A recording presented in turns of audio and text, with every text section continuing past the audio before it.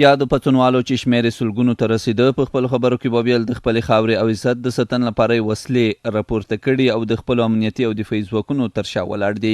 دوی زیاتوله د سپیرې ولسوالۍ ځوانان او سپینګیري د خپلې ولسوالۍ د ساتنې لپاره وسله راپورته کړي او وسلوالو ته به په هیڅ صورت اجازه ورنه کړي چې د دوی په سیمه کې ورانکاري فعالیتونه وکړي. په هیڅ طریقه به موږ د ډیرن کرښې اجازه چاته ویره نه کړي او د خپل خورې نه به په لویشت دفاع کړي. د موږ د کوم ځوانون ټول دغه ته اماده دي چې په خپله ساله او په خپله دا مټر ونغاړي چې د خپل خورې نه دفاع وکړو. یا دغه د پرانر ټل شوي بل هم هیڅ مقصد نشته.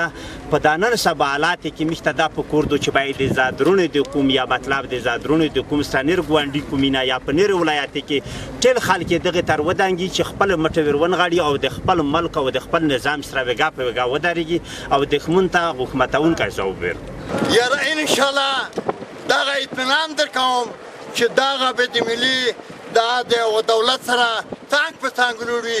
هیڅ وخت به موږ دښمن ته دغه ونه کړي چې دا ګډوډي راولي یا دښمن په دغه خاوره کې هغه تبلیغات وکړو یا جنګ وي چې جنګ سمیږ مخامخ جنګېږي. انشاءالله دا یې په شاتم به وي مخته به نه شي. هېڅ کله به دښمن ته اجازه ورنه کړم چې د موږ په یوه راکلي سوس کوي نه وي. دا حکومت یې موږ خوښ دی. موږ هېڅ کله د حکومت ړنګوونکي نه یو. خوست ولي د سپیرې ولسوالۍ د ځوانانو وطني مینه وستایله او وویل چې خوست د امن کور دی او لکه څنګه چې د خوست ولسونو د تاریخ په اوږدو کې خپله خاوره ساتلې همداسې به یې ساتي. خوست ولي وویل چې امنیتي دفاعي او کشفي ارګانونه له بل هر وخت پیاوړي شوي، مورال یې لوړ او د خپلو خلکو د ساتنې لپاره به هیڅ ډول قرباني دریغ نه کړي.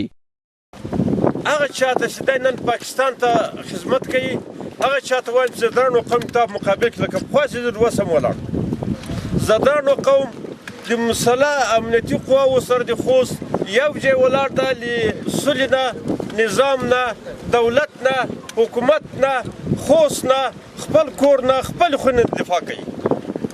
هر څوک دې خبر شي چې خوستوال قومونه د چا بازي نه خوري.